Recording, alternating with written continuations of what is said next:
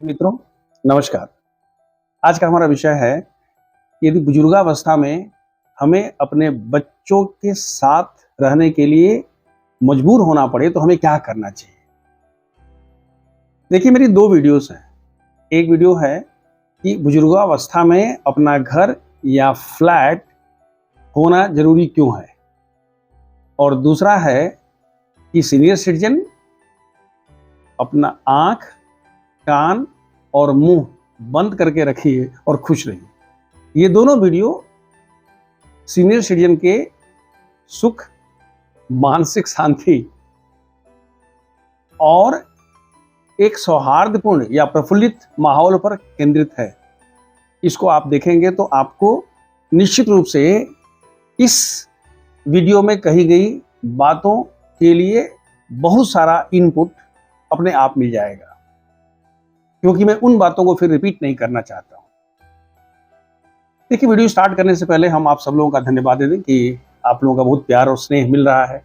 यदि आपने अब तक मेरे चैनल को सब्सक्राइब नहीं किया है तो कृपया सब्सक्राइब कर लें, और अगर वैल्यू पॉइंट है तो अपने दोस्त मित्रों को भी इस वीडियो को भेजें, लाइक करें और उनसे भी सब्सक्राइब करने के लिए कहें। इससे हम आपके आभारी रहेंगे। देखिए, आज भी इंडियन सोसाइटी के मोर देन 80% बच्चे ऐसे हैं जो माँ बाप को रिस्पेक्ट करते हैं, और अगर कोई मजबूरी नहीं है तो चाहते हैं कि उनके माँ बाप उनके साथ रहें। वो माँ बाप का सानिध्य चाहते हैं, और आजकल ये ट्रेंड और बढ़ा है। स्पेशली जहां हस्बैंड वाइफ दोनों काम करते हैं, वो तो चाहते हैं कि भाई हमारे माँ बाप रहें, बशर्ते कि माँ बाप बड़े दकियानूसी विचार के नहीं हों, अथॉरिटेटिव नहीं हो, कंट्रोलिंग नहीं हो, रोक टोक करने वाले नहीं हो। यानी अगर खुले मन से बच्चों के साथ डांस करके, बच्चों के साथ रह करके, वो बच्चों के लय में अगर वो अलाइन हो जाते हैं तो बच्चे चाहते हैं कि उनके पेरेंट्स उनके साथ हमेशा रहें। ये उनकी जरूरत होती है। अब देखिए, 3 स्थितियां बनती हैं। एक तो ये है जब बच्चों को पेरेंट्स की जरूरत है। यदि बच्चों को पेरेंट्स की जरूरत है तब तो फिर ये बच्चों के पेरेंट्स के लॉटरी निकलने जैसा है। भाई, आपका बच्चा बड़ा होने के बाद भी, यानी वयस्क होने के बाद, उसके बच्चे होने के बावजूद भी वो आपके पितृत्व और मातृत्व की अपेक्षा रखता है, चाहत रखता है, और उसको उसकी आवश्यकता है। तब तो माँ बाप को थोड़ा मोड़ा नुकसान उठा करके भी इस अवसर को छोड़ना नहीं चाहिए। बच्चों के साथ रहना ही चाहिए, लेकिन अपने विचारों को थोड़ा खोल करके, बच्चों को पूरा फ्रीडम दे करके, और बच्चों को उसी प्यार, उसी वात्सल्य के साथ जिससे आपने पाल पोस के रखा है, आप रहेंगे तो आपको एक अलग तरह की अनुभूति होगी। और अंत में आप यही तो चाहते हैं कि आपको खुशी मिले, आप आनंद में रहें, आपके बच्चे खुश हों।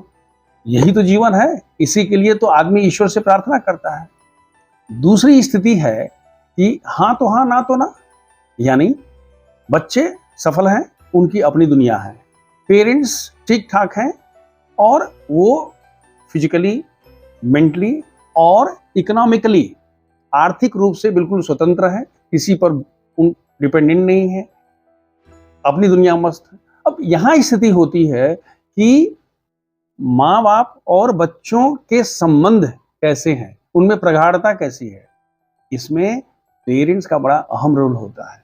ऐसा नहीं उसने हमको नहीं बोला तो हम क्यों जाएंगे। आप जाइए तो सही, बच्चा तो आप ही का है।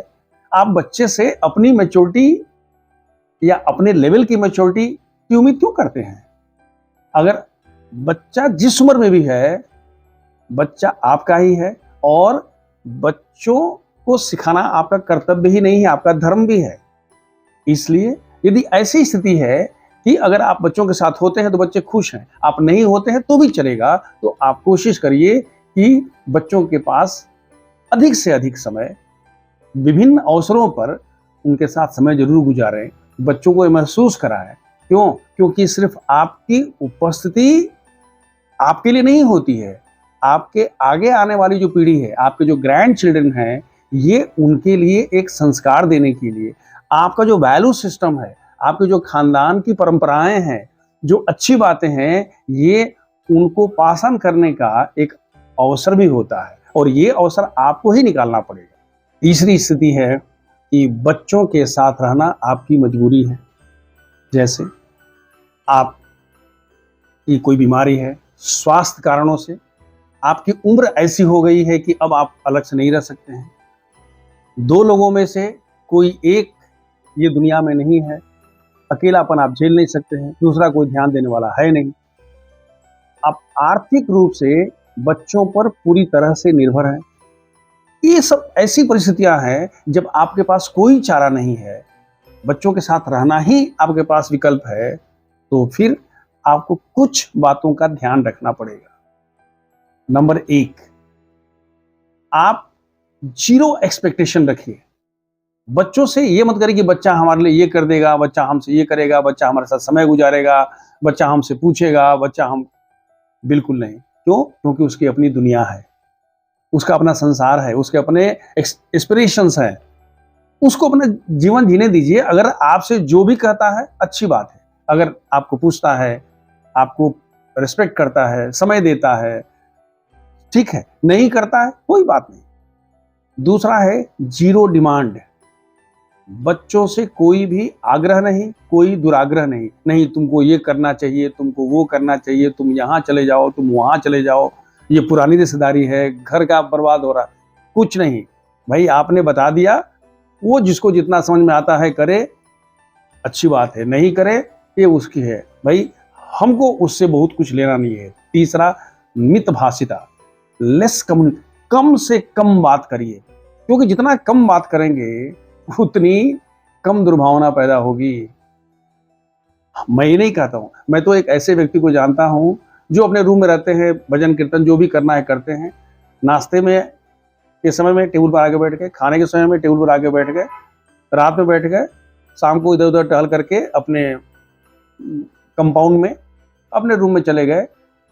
कम पड़ गया नहीं मांगेंगे, ज़्यादा कोई लेके देता है हाथ दिखा देते हैं, नमक है तो भी बात है, कुछ बोलते ही नहीं है। लोग उनके नहीं बोलने से परेशान है, मुस्कुराते रहते हैं। हाँ, उनके जब ग्रैंड चिल्ड्रन जाते हैं या ग्रेट ग्रैंड चिल्ड्रन जाते हैं तो उनसे खूब बात करते हैं, बच्चों को खूब अच्छी अच्छी कहानियां सुनाते हैं, तो उनका पूरा जीवन अपने ग्रैंड चिल्ड्रन और, लेकिन बाकी लोगों के साथ उनका कम्युनिकेशन लगभग जीरो है। चौथा है समभाव रखिए।